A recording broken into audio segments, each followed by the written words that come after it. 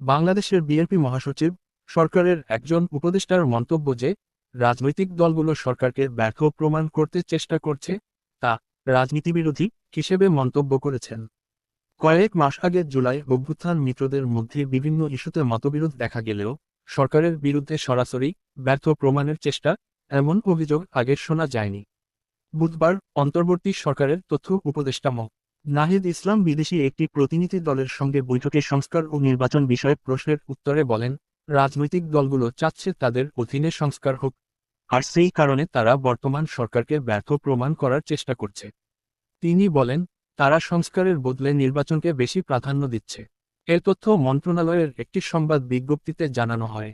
তবে সংবাদ প্রকাশের পর মন্ত্রণালয়ের জনসংযোগ কর্মকর্তা মোহাম্মদ জসিম উদ্দিনকে তার দায়িত্ব থেকে প্রত্যাহার করা হয়। বিবিসি বাংলাকে মোহাম্মদ জসিম উদ্দিন বলেন, তথ্য উপদেষ্টা ওই বক্তব্য দেননি এবং